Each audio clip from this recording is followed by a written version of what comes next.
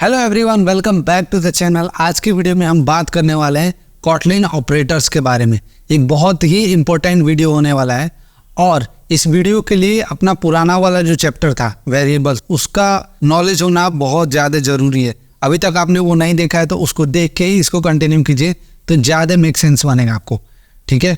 बाकी इस वीडियो को लास्ट तक देखना, बहुत ही इंपॉर्टेंट चैप्टर है और स्टेप बाय स्टेप मैंने बहुत ही ब्रीफ में कवर किया है विद एग्जांपल। तो सबसे पहले हम स्टार्ट करते हैं अर्थमेटिक ऑपरेटर से। तो इसमें बहुत सारे ऑपरेटर्स होते हैं, हम एक एक करके देखते हैं। तो इसमें होता है एडिशन, सब्ट्रैक्शन, मल्टीप्लिकेशन, डिवीजन और मॉड्यूल। तो ये जितने भी ऑपरेटर्स हैं ये आपके अर्थमेटिक ऑपरेटर्स में आते हैं। अब जैसे मान लो कि अपने पास अगर इसका इस्तेमाल करना चाहिए तो आपको पता है कि 2 + 2 = 2, तो ये अर्थमेटिक ऑपरेटर में आ जाता है अपना। और जैसे सब्ट्रैक्ट है तो 2 - 2 = 0, और मल्टीप्लिकेशन है वैसे ही, और वैसे ही अपना आ जाता है डिवीजन, और वैसे ही अपना आ जाता है मॉड्यूल, ठीक है। तो इसको हम प्रोग्रामिंग के माध्यम से देखते हैं। आपको अपना इंटेलिजेंट आइडिया यहाँ पे ओपन कर लेना है और यहाँ पे 2 वेरिएबल बना लेता हूँ और इसके अंदर कुछ वैल्यूज हम रख लेंगे, जैसे a = 50 और b = 20, और इस पे अलग अलग ऑपरेटर्स जैसे एडिशन, मल्टीप्लिकेशन, ये सब अप्लाई करके देखते हैं। मैंने आपको प्रिंट करना बताया था मैसेज कि कैसे हम लॉग में प्रिंट करते हैं। तो यहाँ पे अगर मान लो कि अपने को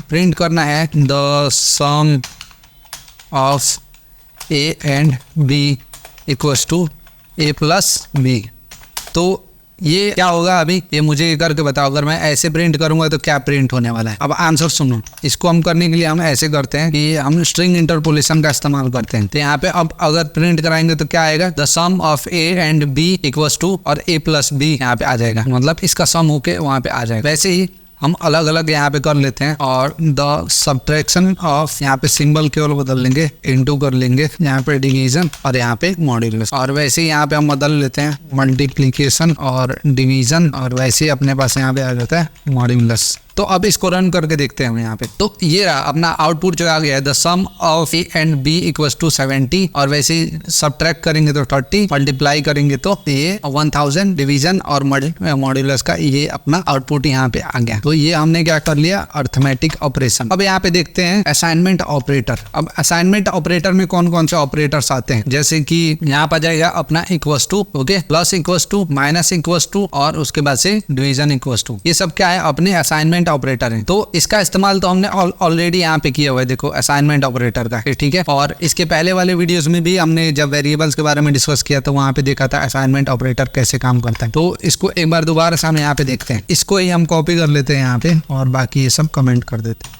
असाइनमेंट ऑपरेटर में सबसे पहले हमने क्या देखा है यहाँ पे कि =, का सिंबल, ठीक है, ये =, का सिंबल है। अब =, का कब इस्तेमाल करते हैं, जैसे यहाँ पे हमने इस्तेमाल किया हुआ है, आप देख रहे हो। तो यहाँ पे मुझे a के अंदर 50 वैल्यू को डालना है तो मैंने =, का यहाँ पे इस्तेमाल किया है। बाद में अगर मान लो कि अगर मुझे चेंज करना है फिर मैं क्या करूंगा, =60 कर दूंगा। अब ये क्यों नहीं चेंज हो रहा है, ठीक है, यहाँ पे एरर क्यों शो कर रहा है ये मुझे आप कमेंट करके बताओ। तो यहाँ पे हम =, का सिंबल इस्तेमाल कर लेंगे। और जैसे एक चीज और कर सकते हैं कि जैसे a + = 20 करेंगे, और इसको मैं वैर में कन्वर्ट कर देता हूँ, ये अच्छे से काम करेगा, बराबर ना। और अगर अभी इसको प्रिंट करते हैं हम तो यहाँ पे क्या आएगा, आउटपुट। रन करते हैं। अब मुझे कमेंट करते जाओ फटाफट, यहाँ पे आ जाएगा 70, ठीक है। तो instead of writing like that हम ऐसे भी लिख सकते हैं, ठीक है। ये सिंटेक्स थोड़ा सा छोटा हो जाता है। वैसे ही यहाँ पे और भी आ जाता है, तो यहाँ पे माइनस का आ जाएगा, यहाँ पे माइनस, यहाँ पे डिवीजन और यहाँ पे इनटू। मॉड्यूलस का ऐसे काम नहीं करता है तो उसके लिए हम छोड़ देंगे। बाकी अगर इसको प्रिंट कर करके हम देखते जाते हैं, बाकी सबको मैं कमेंट कर देता हूँ अभी के लिए, और अभी रन करके देखते हैं। तो यहाँ पे 30 आ जाएगा। इसने क्या किया, इसको माइनस कर दिया। और डिवीजन के लिए अगर देखते हैं यहाँ पे तो देखो यहाँ पे 2 आ गया। और मल्टीप्लिकेशन के लिए देखेंगे अगर तो मल्टीप्लाई कर देगा ये, ठीक है। तो ये है अपना असाइनमेंट ऑपरेटर। अब हम देखते हैं कंपैरिजन ऑपरेटर। इसमें क्या करना होता है कि जैसे जब कभी भी हमको वैल्यूज़ को आपस में कंपेयर करना होता है तब वहाँ पे हम कंपैरिजन ऑपरेटर का इस्तेमाल कर। यहाँ पे आता है अपने पास == का, ठीक है, नॉट =। जैसे प्रोग्रामिंग में हम ये सिंबल को नॉट कहते हैं हमेशा, ठीक है, greater than, less than, greater than =, और लेस देन =। इसको तब हम इस्तेमाल करते हैं ये == को, जब हमको 2 वैल्यू को आपस में कंपेयर कर, ठीक है। और इसको भी हम कंपेयर करने के लिए ही इस्तेमाल करते हैं, लेकिन जब कभी भी जैसे हमको फॉल्स रिटर्न चाहिए रहता है तो हम यहाँ पे नॉट इक्वल टू करते हैं। इसको अभी प्रोग्रामेटिकली हम लोग यूज़ करके देखेंगे और इसको ग्रेटर और स्मॉलर वैल्यू को कंपेयर करने के लिए हम यूज़ करते हैं और इसका इस्तेमाल करते हैं ग्रेटर हो लेकिन अगर उसके बराबर हो तब इसका इस्तेमाल करते हैं, और ये स्मॉलर हो या फिर उसके बराबर हो तो अब हम इसका इस्तेमाल करते हैं। तो अगेन हम ये ए एंड बी का वो ले लेंगे, ए उसी को वेरिएबल इस्तेमाल करेंगे कंपैरिजन, ठीक है। और यहाँ पे करते हैं, हमने एक वेरिएबल बना लिया रिजल्ट नाम का। तो देखते हैं अगर ए इक्वस टू बी है तो अपने को क्या रिजल्ट मिलेगा।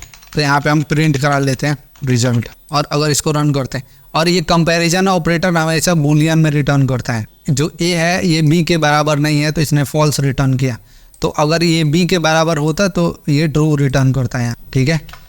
नॉट इक्वल टू करके देखते हैं यहाँ नॉट इक्वल टू। तो अब इसको अगर रन करेंगे तो क्या आएगा, ए बी के बराबर नहीं है, ए बी के बराबर नहीं है मतलब सही बात है, ए बी के बराबर नहीं है तो ए ट्रू रिटर्न किया है। और वैसे ही अगर मान लो कि यहाँ पे 60 कर दे इसको और अभी रन करते हैं तो देखो अभी भी ये ट्रू ही रिटर्न करेगा क्योंकि ए बी के बराबर नहीं है।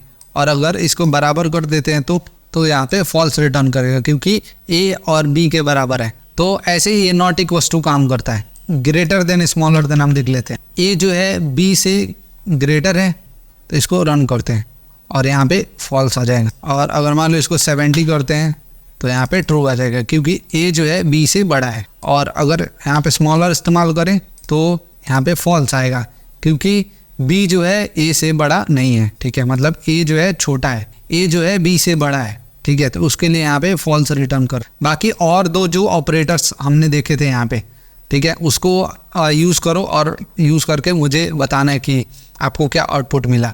जैसे स्मॉलर देन इक्वल्स टू और ग्रेटर देन इक्वल्स टू, ये दोनों ऑपरेटर्स ये आपको इस्तेमाल करना है और मुझे इसको बता, समझ गए।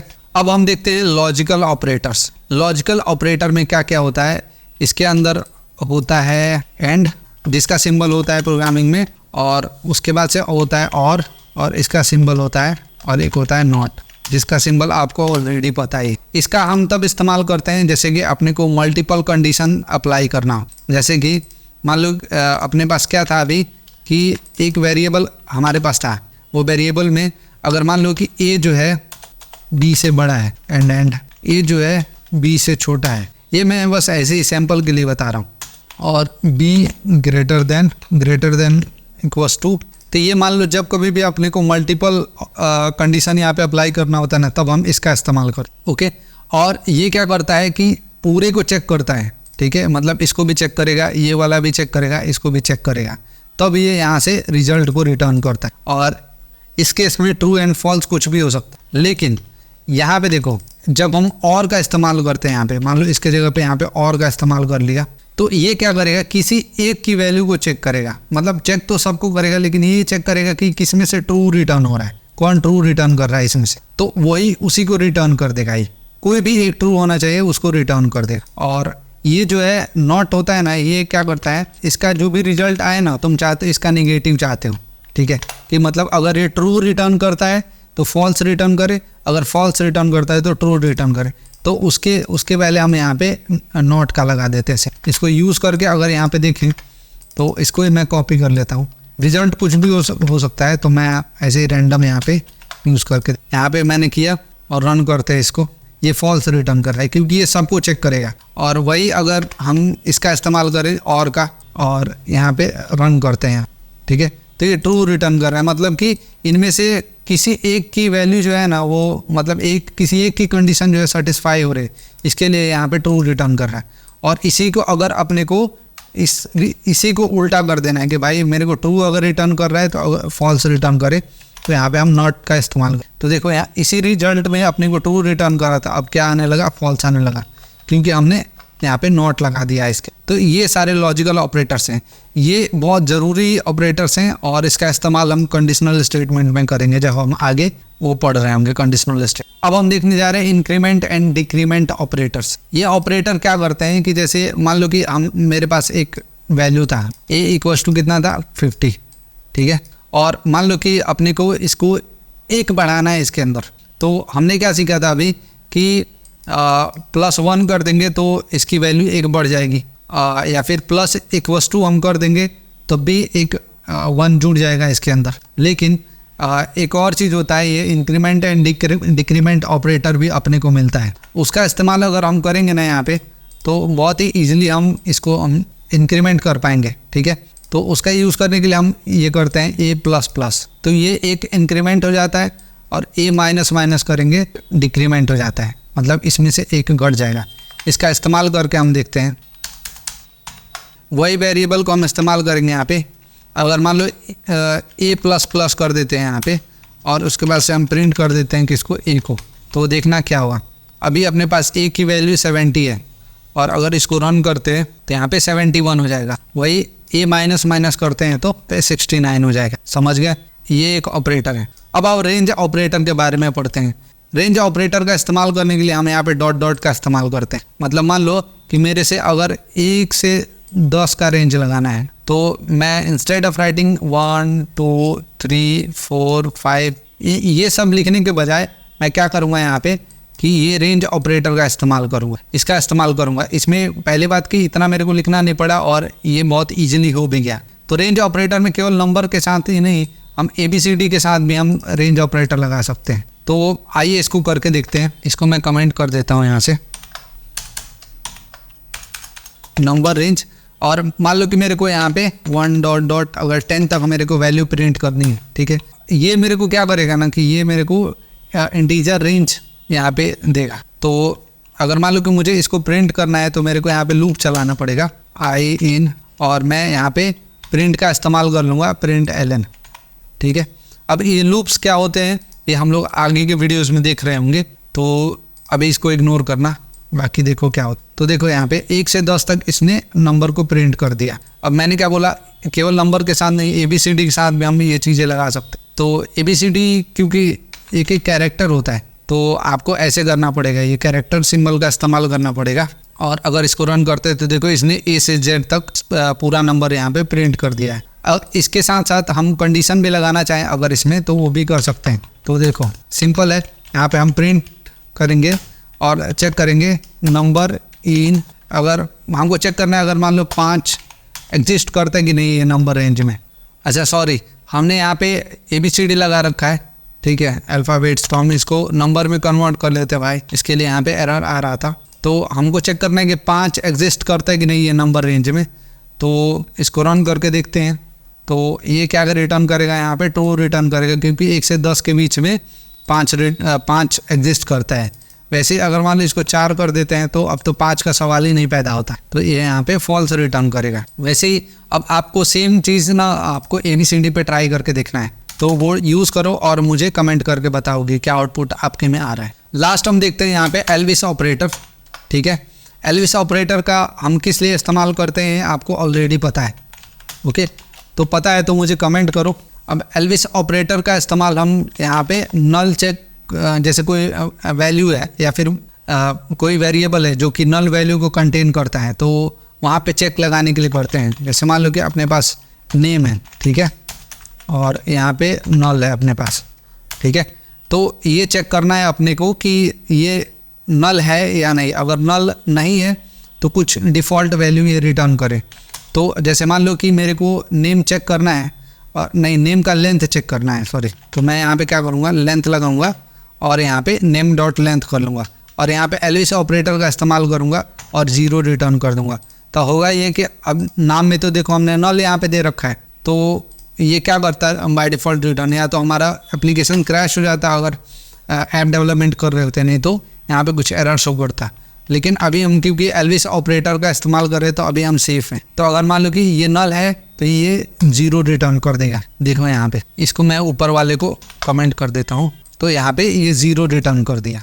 तो कैसा लगा ये वीडियो मुझे कमेंट करके बताइए, और जो भी क्वेश्चंस मैंने पूछे थे उसका आंसर भी मुझे कमेंट कीजिए, और चैनल पे नए हैं तो चैनल को सब्सक्राइब कीजिए, और वीडियो पसंद आया तो वीडियो को लाइक कीजिए। एक और इम्पोर्टेंट चीज़, मेरे व्हाट्सएप चैनल का लिंक आपको डिस्क्रिप्शन में मिल जाएगा, उसको ज़रूर ज्वाइन कीजिएगा, क्योंकि जब भी मैं वीडियोस डालता हूँ ना तो यूट्यूब आप तक नोटिफिकेशन टाइमली नहीं पहुँचाता है। तो मैं क्या करता हूँ कि वीडियो जैसे ही पोस्ट हो जाता है तो मैं उसका लिंक जो है आपको मेरे चैनल पे डाल देता हूँ, मतलब व्हाट्सएप चैनल पे, तो वहाँ से आप आके वीडियोस देख पाते हो और जल्दी नोटिफाई भी हो पाते हो। तो ये काम जरूर कर लेना। मैं डेली रील्स डालता रहता हूँ एंड्रॉयड ऐप डेवलपमेंट से रिलेटेड, तो इंस्टाग्राम पे भी आप फॉलो करना चाहो तो वो कर सकते। कोई भी डाउट हो, कुछ भी हो इससे रिलेटेड, तो आप मुझसे कमेंट में पूछ सकते हो या फिर वहां भी पूछ सकते हो। थैंक यू सो मच ये वीडियो देखने के लिए। हम मिलते हैं नेक्स्ट वीडियो में, तब तक के लिए बाय।